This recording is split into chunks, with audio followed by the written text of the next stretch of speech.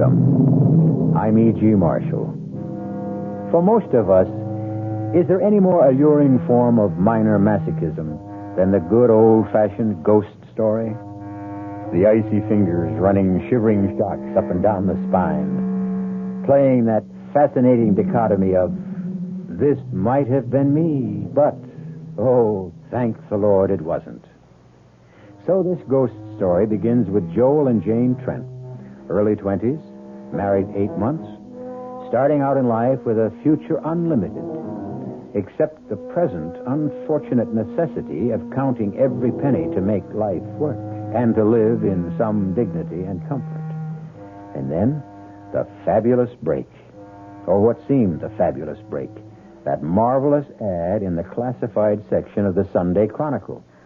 Joel, I found us a home. Are you listening? All ears. Eminently desirable, 2 bedrooms and bath for the right couple.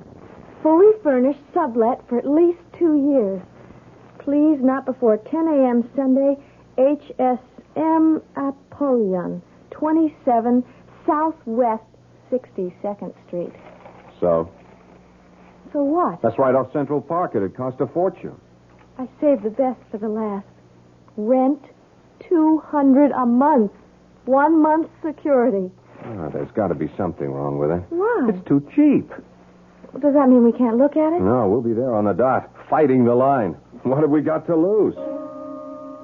What indeed? And don't be afraid of a crowd.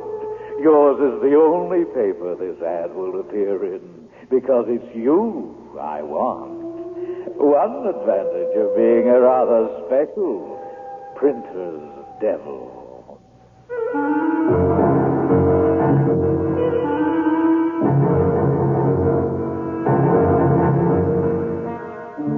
Our mystery drama, The Real Printer's Devil, was written especially for the Mystery Theater by Ian Martin and stars Paul Hecht and Jada Rowland.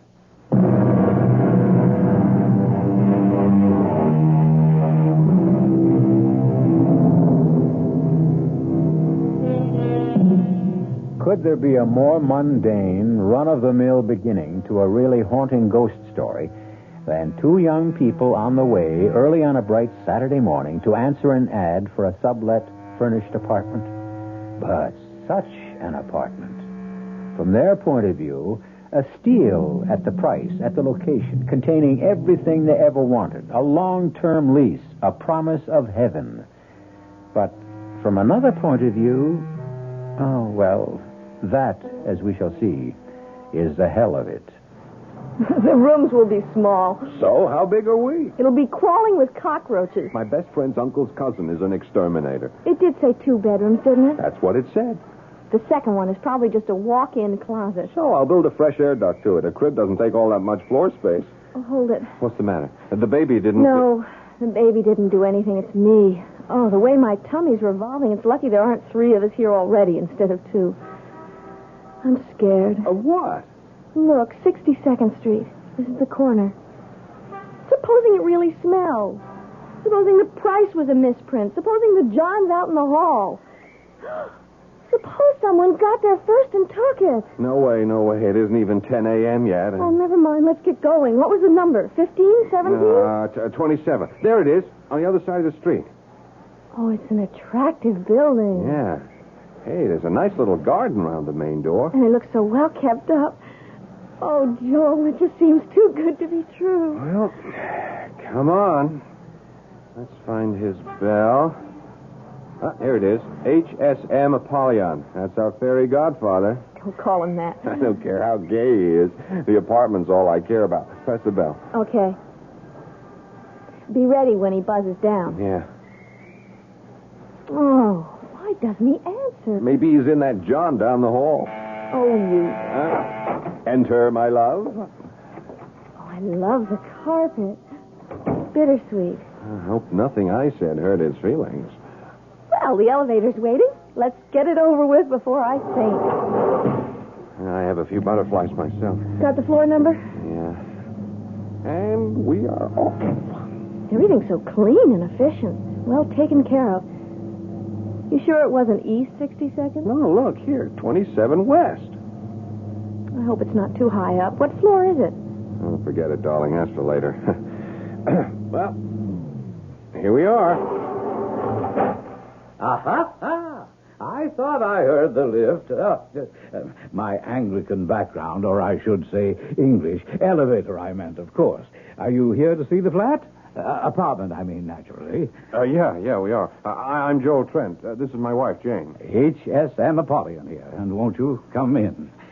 You know, everyone always thinks I must be retired Navy or something. HMS, you know. His Majesty's ship, whatever. Only it isn't. It's HSM. Stands for something quite different, I assure you. And besides, I'm not one for water at all. Can't abide it.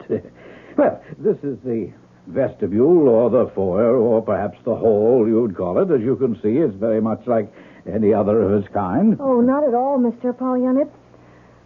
It's absolutely fabulous. Oh, well, not exactly, but how nice of you to say so.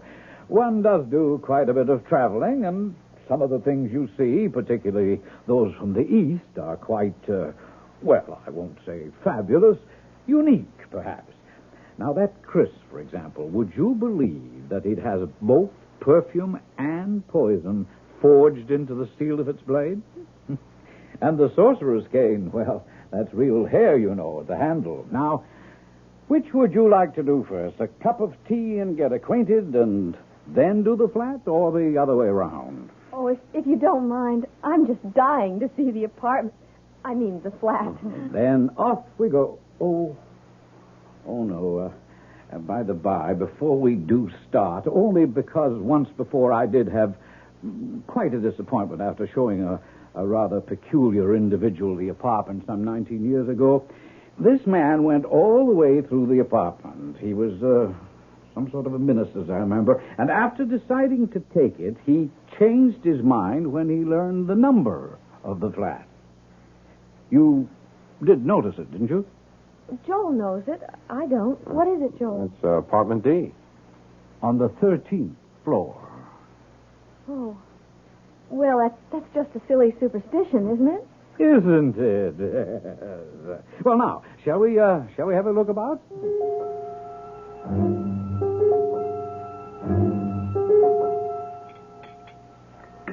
Do you take sugar with your tea, Mrs. Trent? 1 month, please. But really... Mr. Trent, or would you prefer something stronger? No, tea's just great. 2. Lumps, I mean. How about milk, Mrs. Trent? No, thanks. Neither of us. But really, Mr. Apollyon, this is awfully kind of you, but we must be holding you up. I'm sure there'll be loads of other people in answer to your ad. Well, they're not here yet, so we can enjoy our tea, eh? Besides, my dear, I have a sneaking suspicion that... your cup, Mr. Trent. Thank you. That not so many people are going to turn up in answer to the ad. For a dream apartment like this, I can't believe that. I was surprised there wasn't a line a mile long. Well, how nice both of you are.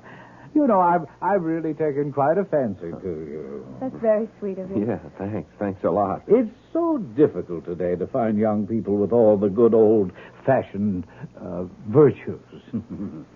What am I saying? It's been very difficult for generations. So for my purpose, you're quite ideal. I don't quite understand. Oh, I thought I'd made myself quite clear. You're just the people I want in my apartment. That is, of course, if you're interested. And if there's anything I can do to make it more attractive to you. Attractive? Well, the whole place is just a dream. It's the sort of place Joel and I made up dreams about living in after saving everything we could make for the next 10 or 20 years. And now to think that at a price we can afford, we can start living that way right now. Oh, dear me, now, I didn't mean to upset her. She's only crying because she's so happy. You see, you got to excuse her. It says in the book that women in her condition sort of... Uh-oh. Oh, Joel. Oh, it just slipped out, Jane. Women in... We just thought we'd have trouble finding something we could afford, and we wanted to have plenty of time. Aunt Gertrude's place in Mount Vernon just doesn't have room for all of us now, let alone... Why, you're going to have a baby. Well, now, isn't that nice? My congratulations. It's a sort of a bonus in a way. You mean you don't mind babies? Mind? I love them, just adore them. You can't know how much extra pleasure they afford me. Oh, gee, that's great. What did you mean, a sort of bonus? Oh, that. Why, to think of being able to use the crib and the baby bath and all those things I once bought for a tenant and his wife and baby who were unfortunately lost in a plane crash on the very day they were to move in. Oh, how awful. Yes, snatched away from me at the last moment. Oh, I don't mean that the way it sounds. You see, I've grown almost as fond of them as I have of you. Now, we must get down to business. I'll have the bed taken out of the small bedroom and set up the crib for you. And when could you move in? Why, the sooner the better. At your convenience, of course. Oh, if I told you my convenience, my dears, I'm sure I would shock you. Try me. Well, today. This minute, this afternoon. If at all possible, not later than 6 o'clock. You shocked me. I know the ad said immediate occupancy, but I wasn't quite expecting let it me this soon. explain. I had a tenant, you see, a most interesting man, a sort of a Billy Sunday, you might say. Fascinating challenge. Challenge? Oh, well, I shouldn't admit it, but I feel I know you both so well, even after the short acquaintance. Do you know, I've traveled a great deal, and I've never been able to resist the inordinately evil things that men have dreamed up as the centuries went rolling by. The grimoires, the devices of the Inquisition, our own New Englanders. Well, I bought all sorts of quite horrible things. Pictures, instruments, statues, charms, and so forth.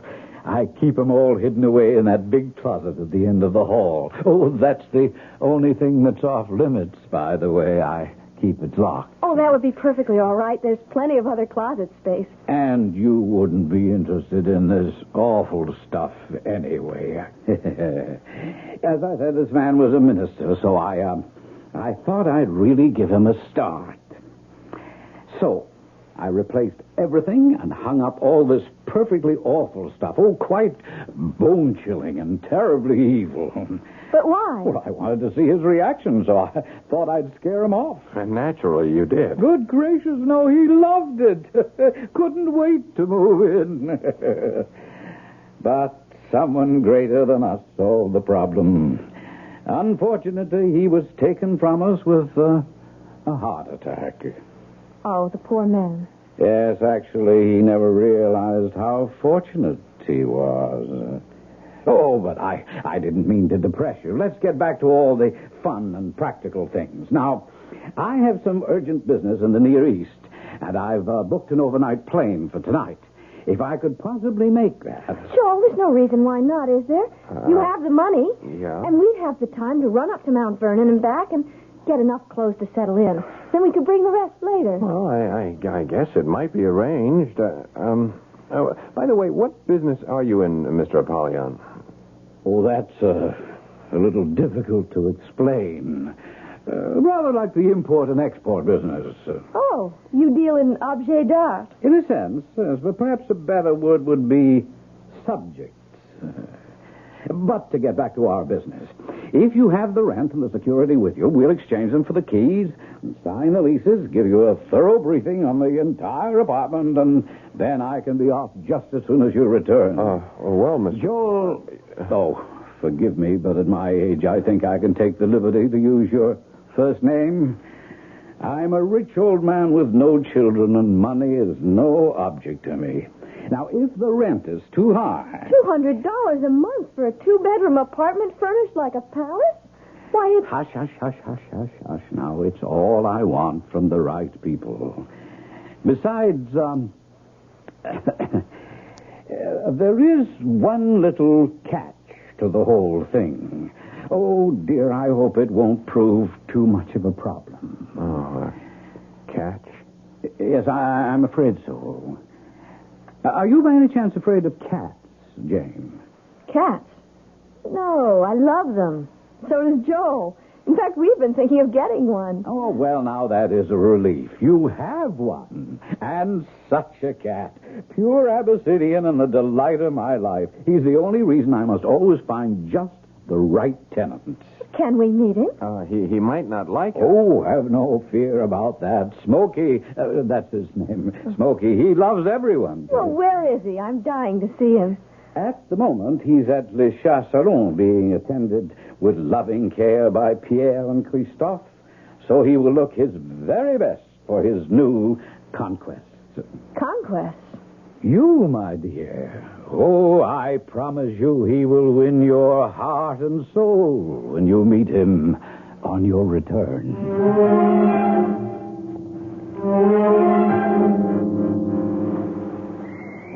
Well, what do you think? Oh, darling, it's marvelous. Just what we need. Yeah, and just what we can afford.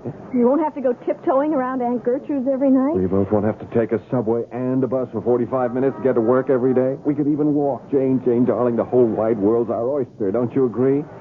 Yes. Yeah, but something is bothering you. Oh, I know it's silly. It's just that 13. Why couldn't it have been 12 or 14 or any other number? Now, you're not going to let something silly like that bother you. You know how superstitious I am. I just have such a funny feeling. Maybe it's the number made it so cheap. Maybe we ought to be grateful. I sure hope we're going to be. I guess we're in it now. Jane, you and me just made the damnedest deal in the world.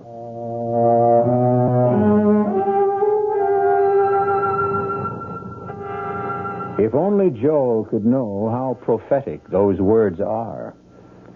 If only all of us were a little less gullible, the devil might have a long, hard task that could even discourage him. And if only he'd just take the people who are going his way. Why is he driven to tempt and maneuver and triumph by winning the others by artifice and indirection? Is it because he was once an angel, and when Lucifer fell, in his own shame, he must drag the rest of the world into the pit with him? I'll return in a moment with Act 2.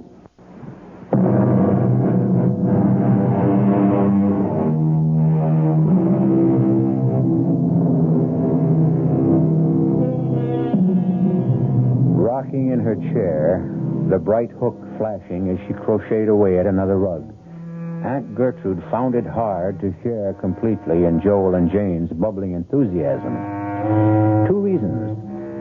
One, she knew how large a gaping hole they would leave in her lonely life. And 2, Aunt Gertrude was a pragmatist. You say only $200 a month for that apartment. Where shall I put my baseball spikes? Oh, Lord, do we have to take those? What did you say, Aunt Gertrude? Well, I just can't get over the price. It's a giveaway. I know. But we do have to take care of the cat. Oh, my, such a chore. Open a can twice a day. Don't forget the litter pan. Now, don't change the subject. Tell me, what's wrong with the apartment, I wonder? There's something fishy. Auntie, you had Bob Anderson go over the lease with a fine-tooth comb. And he's a real estate lawyer. Oh, I'm quite satisfied with all the legal aspects. It's just, I don't know, something else gives me a funny twinge in the left shoulder blade. Used to be a kind of storm warning. Now I guess it's just arthritis. Don't worry about us, Auntie. And please don't have any doubts. Why, have you been having some... For the love of Mike, would you 2 Cassandras, would you lay off? Here we have the break of a century. Oh, you're quite right, Joel. I guess I'm getting so old that the milk of human kindness is beginning to sour. Now, I feel just like both of you. It's just too good to be true. And to be practical, it does solve all our problems. There really isn't room for the 3 of us in this tiny apartment of mine, and when the baby comes... Like the clowns climbing into the midget car. Oh, yeah, well, I'm going to miss not being part of bringing up that baby, though. Oh, you'll have plenty of chance. I'm going to leave that bed in Baby's room as well as the crib. Besides, there's a huge couch in the living room. There's the cab. Oh, brother, are we all packed? Yes. Well, I guess this is it. I'll take the heavy suitcase out first. Oh, it's going to seem strange with only 1 instead of 3. At least we're not changing numbers. Well, the cat makes 3. He's pretty special. He's an Abyssinian. Oh, what's that? Oh, they're gorgeous. Looks like a Siamese with blue eyes and a lovely gray coat, like the gray in Chinchilla, only shorter. His name is Smokey. Come on, Jane. He ruffled the bustle. Our chariot's waiting. Oh, wait a minute. I need the phone number. Jane, take a couple of the shopping bags out, will you, honey, while I write it down for Andy? Sure. Only how did you get the number? I forgot all about it. I took it off the bedroom phone. Let me see. 313. 1313. Oh, my, that's a terrible number. Especially after apartment 13D. Janie doesn't know it yet. I want to break it to her slowly. You superstitious people. Oh, I got a twinge in my shoulder blade now like I was bit by a horse. Who was bit by a horse? No one, dear. Come on. Grab the rest of this gear before our impatient hacky runs out on us. Come on, be right out. Oh, Jane, I'm going to miss you. Oh, me too. So will Joel. What the heck? It's not the last time we'll be seeing each other. Don't forget we're having dinner Thursday night at the New Dig. Oh, that reminds me. Just in case I forget the address, can I have your copy of the newspaper? Yeah, oh no, I left it downtown. Oh. Don't worry, I picked you up a fresh copy. The ad is on page 37, column 5, first one in furnished apartments. Now, look, this really is goodbye. Let's go. I'll worry about you. Promise me to call as soon as you're settled. Okay. Oh, it might be almost midnight. Don't Come mind. on. Now, that's the last call. It sounds like the trump of doom. Oh, goodbye, Goodbye, darling. Anita. We'll call you. Don't worry All about right, dear. Oh, I better get that address written down before I forget. Now, let's see. On page 37, column 5. Oh, furnished apartments. Here we are. Oh, that's very strange. The ad isn't in this paper. There's no ad at all.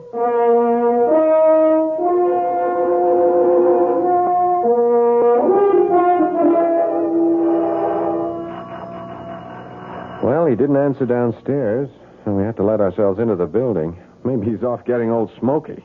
Then I guess we should just use our keys and go right in. Well, that's what we paid the rent for. You want the honor? Oh, no, I'm terrified to let go of this bag with the eggs in it. You open the lock. Okay, here goes. Well, I guess we need the bottom one, too. Yeah. Mr. Apollyon? You try, you're louder. Mr. Apollyon? Oh, look. It must be Smokey. Hey, Smoky boy. Oh, isn't he cute? Rubbing himself against your leg, just as if he'd known you all your life. But where's Apollyon? Hey, you don't suppose that he's... Look at Smokey. He's backing off as if he was inviting you to come in.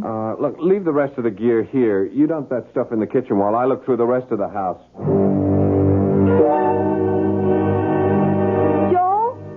Joel? Yeah, Jane, what is it? There's a note on the refrigerator door explaining everything. There's nothing to worry about. Oh, what happened? Darling, you know the oil shortage. They canceled the plane he was to leave on because of too few reservations, but offered him a seat on an earlier plane. Oh. Well, that's a relief. Yeah. What are you getting all head up about? I don't know, Jane. I just had a kind of nutty feeling. I don't know what to call it. Death, I guess. I honestly thought I was going to find that nice old man lying somewhere with a heart attack or something. Yeah, I feel silly enough as it is. Now Smokey's laughing at me. Not him. It's explained on a very detailed note on the fridge. It's Smokey's din-din time. Oh. He's hungry. Look what he gets. Ugh, looks like raw flesh. Well, whatever it is, you can see he loves it. That cat is losing its attraction for me. Oh, don't be a goon. Look how crazy you are for steak tartare. Well, that's different. You give him some mouthwash after he's through. Where are you going? I'm going to bring the rest of our stuff in. Great, just dump it in the bedroom. I'll sort it out later.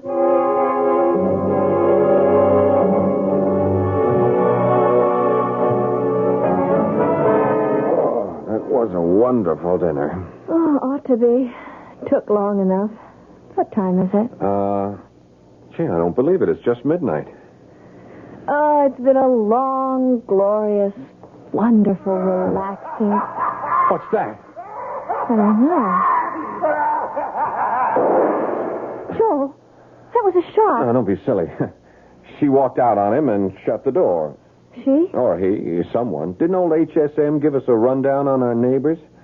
Let's see.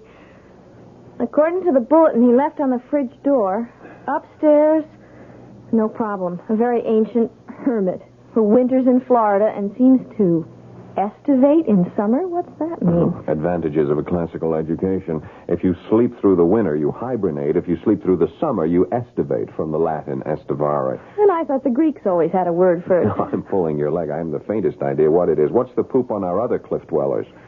Let's see. A, across the hall is a widow who just left on a round-the-world cruise. B, next door is a couple of swingers who never seem to be home at the same time. And next door are two young kids he thinks we'll like, who go to the movies and theater a lot. Okay, I'll blame the noise we heard on the swingers. Let's hope that's their last contribution for tonight.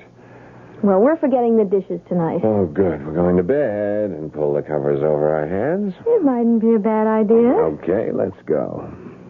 Well, what are we standing here for? You're not just standing. I have my arms around you, and I'm loving you, and I'm wondering if maybe I was just the most trusting, gullible dum-dum in the world, and maybe you should fetch me a smart karate chop to the left temple.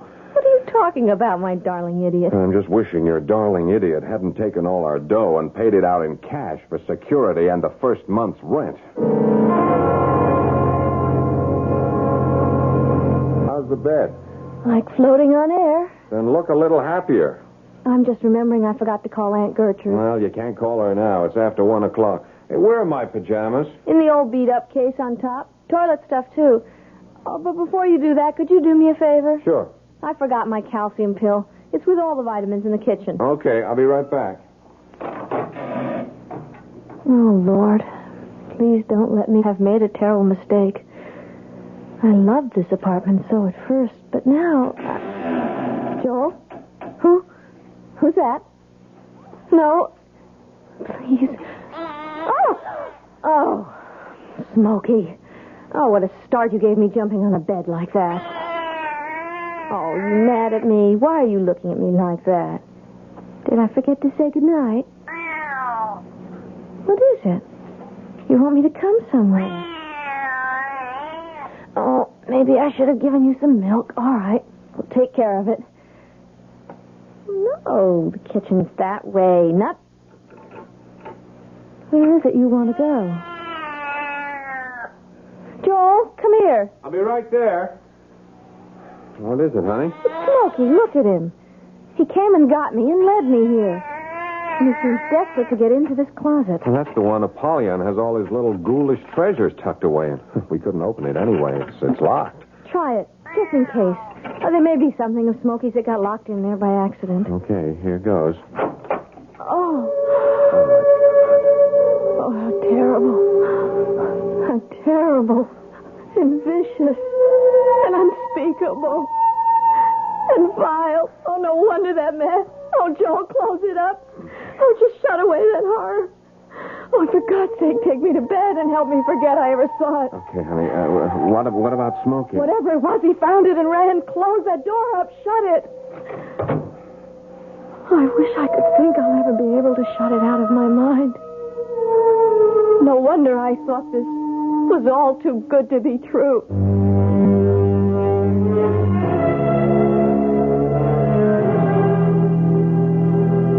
Too good to be true?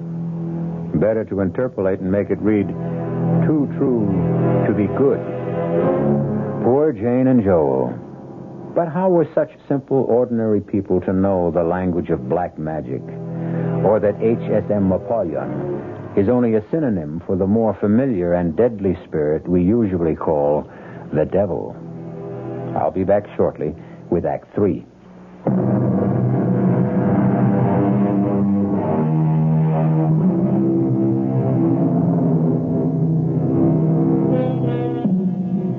A short and classic definition of tragedy is the downfall of a noble person whose character is flawed by a single weakness which causes him to break a moral law, which leads to his destruction. But how much more tragic is the destruction of the innocents, particularly when they happen to cross the path of someone who makes their disaster equally inevitable. Which brings us back to Joel and Jane Trent. Jane? Yes, darling. You stopped shaking? You think you can sleep now? I'm sorry I was so childish before. I think it's because I'm carrying one. No, you aren't childish. I'm just the same. I got the willies, too. I guess it's just because it's all so strange to us. I think so, too. Let's get a good night's sleep, like everyone else's have. Good Lord, what was that? I don't know. It's from upstairs. It must be the old man. What's happened to him? I don't know. pay it no attention. Pay it no attention? No one could sleep with that noise going on. I'm going to go up and tell him to stop. Oh, no, please. Don't do that. Please don't go up there. Oh, why not? Are you going to be ill? No, it's... that, up there. You mean our noisy neighbor? I'm scared, Joe. I've had about all I can take, and that noise is really driving me up the wall. Yeah, me too. I know what I'll do. I'll call the superintendent. Got his number on the sheet? No. Wouldn't you know it's the one thing he left off? It's just his apartment number, 1A. Oh, yeah. Look, I'll take a run down in the elevator and get him to come back up and see what's going on up there. Will you be all right alone? Yes. No. Oh, Joel, I don't know what's the matter with me. I'm not usually like this. I don't know what's got into me. I do. What? My son and heir. Oh, you male chauvinist. Just because she's carrying a baby doesn't mean a woman has to act like one. I'm sorry. I know, honey. Look, I'll tell you what. I'll just take the elevator up there, and I'll find out what's going on myself. Oh, no, you don't. You don't know what you'd be getting into. Go get the super. His name is Bill Joseph, 1A. All right. Well, to stop that somehow. Oh, well, here's your protector standing guard by the door. Go on in, Smokey. Keep Mrs. Trent company. I'll be right back.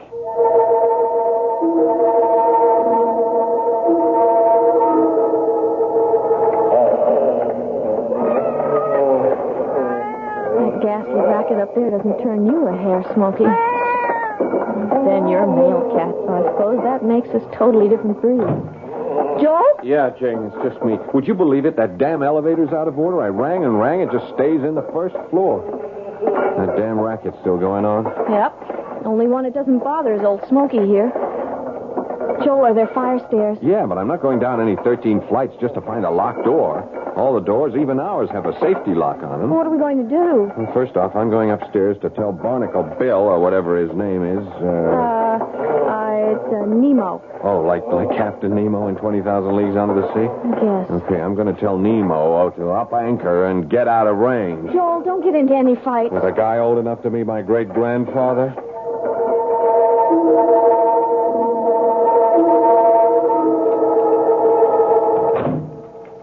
Joel? Yeah, it's okay. It's me, Jane. Half a sec.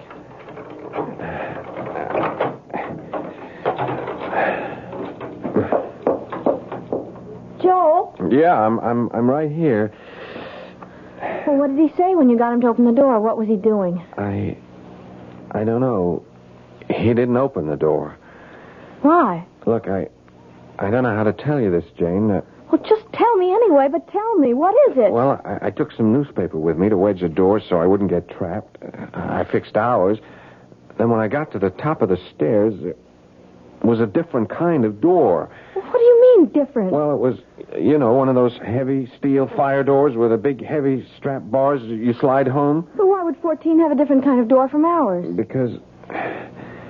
Well, look, Jane, darling, maybe I just try to skip the... Well, you better not, or I don't know what might happen to... Well, all right. Take it easy. Just hang on, because I'm going to have to give you a real rocker. Let me have it. It's a different kind of door, because there isn't any 14th floor at all, or 15th, or 20. All that's over us is the roof.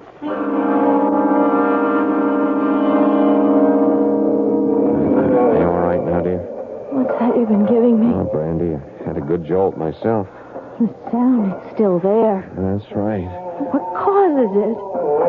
Something loose up there on the roof? No, I searched it thoroughly. It's not coming from the roof. Where? The neighbors? I checked that out. Whatever other lies Mr. Apollyon told us, there isn't anyone in any of the apartments on this floor. I've done everything but break down the doors to make sure. Then what are we going to do? I can't take this all night, Joe. Nobody could. I am going to call the police. I don't know what we've gotten ourselves into, but we are now getting out. Oh, I'm afraid it's a little too late for that, Mr. Trent. Apollyon, where the devil are you? Sitting right in front of you. In his other form. Smokey. I should have known from the beginning, from his eyes. Shine a strong light in a cat's eyes, and what happens? The pupil closes up. Into a long, narrow slit. But in a human being? It closes into a tight, round, dark circle. Like Mr. Smokey. Look as the lamp shines in his eyes. Yes, very observant, Jane. I should have been more careful. But since the illusion serves no function anymore, Oh, Might as well resume my Father Christmas guise. Normally, I wouldn't have had to return to it except for you. Why not? Oh, people act in so many strange degrees. Some just go to sleep no matter how strange the noise is. Some trap themselves between floors. Some very hysterical ones try to leap from roof to roof. Some break through the neighbors' doors and meet quite unexpected deaths, since there's nothing but space beyond them.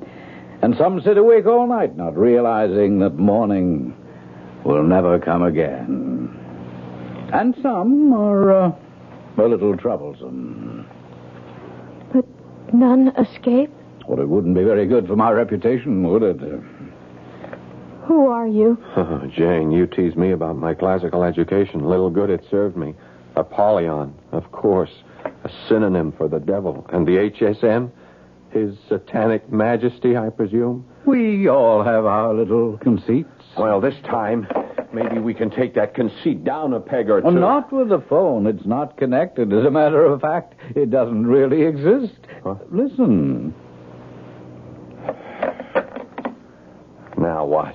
Well, if you will forgive the devil quoting scripture, or to be more exact, the book of common prayer, as it was in the beginning, is now, and ever shall be. You'd kill us? Oh, my dear, as attractive as they are, I have no interest in your corporeal presences. The soul is all I'm after. Oh, you won't get ours without a fight. Oh! There was no pain, my dear. You killed him. But you won't get me. Jane, it's too late. The contract is made. The elevator. The elevator. No, don't step in there. The car is...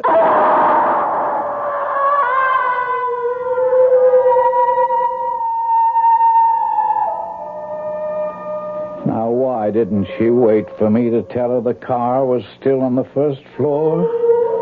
Poor, crushed little sparrow.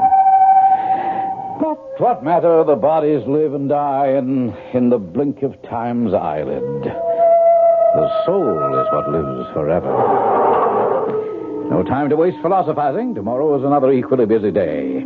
A quick general cleanup, and then the ad must be sneaked into that one right paper so the Smithers will get it.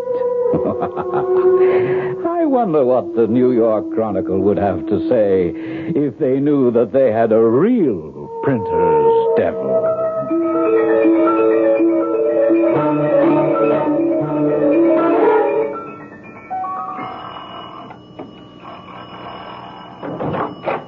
Yeah? Oh, look, my name is Gertrude Conway, and my niece and her husband are renting Mr. Apollyon's apartment. Now, I've been trying to call them ever since last night, and I have now not only been informed by the telephone company that there is no such number, but that there could be no such number. Also, Jane, my niece, she promised to call me if I didn't call her, and even if she thought last night was too late, she would have called this morning. You see, she's going to have a baby. Oh, well, then maybe she went to a hospital. In the middle of her second trimester.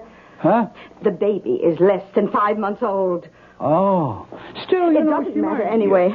Now, I've checked with all the hospitals, and she has not been admitted. Now, I'm worried something may have happened. I want you, please, to take me up to the apartment with the keys. Oh, what apartment? Mr. H.S.M. Apollyon, who sublet it to them. Lady, we ain't got no Mr. Apollyon on it, or whatever his name is in this building. Oh, certainly you have. This is 27 Southwest 62nd Street, isn't it? Sure, that's right. Oh, very well. It's apartment 13D. 13D? That's right. Well, that solves the whole problem. Oh, good. There ain't no apartment 13D in this building. What? Point of fact, lady, there ain't no 13th floor. You know, like most New York buildings. We go from 12 to 14 and then right up to 30. Are you sure? Look, I've been running this building for 22 years. Oh, my God. I have this terrible feeling there's something awfully wrong. Nothing unusual happened around this building last night or in the neighborhood. No. Quiet as a church, ma'am. Not even a mugging. And believe me, I get all the word when Officer Strauss drops in for his morning coffee. But two healthy young people can't just disappear into thin air.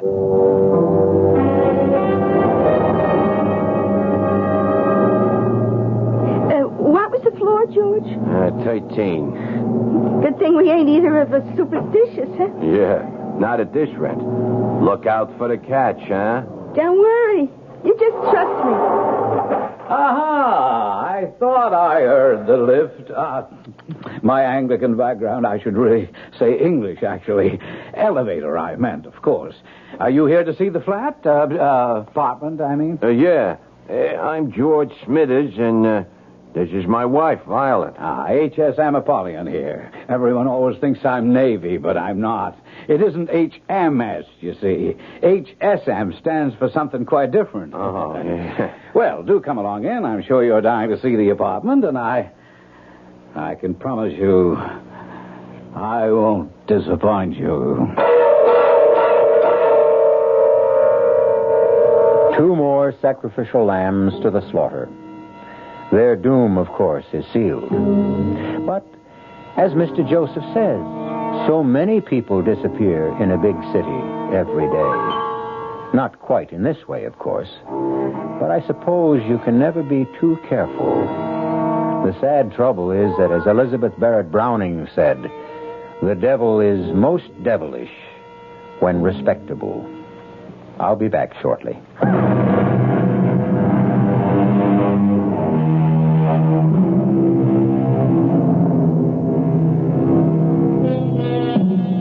Caveat emptor, the Latin phrase which says, let the buyer beware. This is true of all advertisements, of course. And the tighter the economy gets, the more the buyer should beware.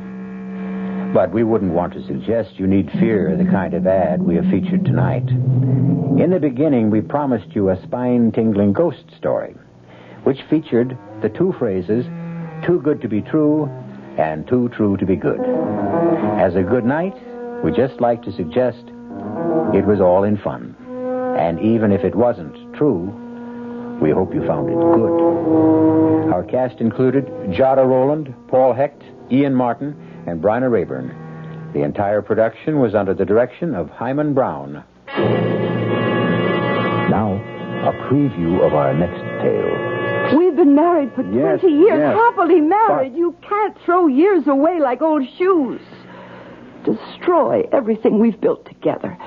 Everything we've come to mean to each other. I'm powerless to do anything else. Well, I am not. What do you mean? I mean that you're suffering from some sort of aberration. You're sick, Norman. Mentally sick. And I am not letting you do anything as stupid, as disastrous as marrying that girl. I will not divorce you, Norman. Agnes. No, Norman. In a few months, it'll all be over. This sudden romance of yours will be dead. Stone cold dead. No. In a few months, I will be stone cold dead. Radio Mystery Theater was sponsored in part by Buick Motor Division and Anheuser-Busch Incorporated, brewers of Budweiser. This is E.G. Marshall inviting you to return to our Mystery Theater for another adventure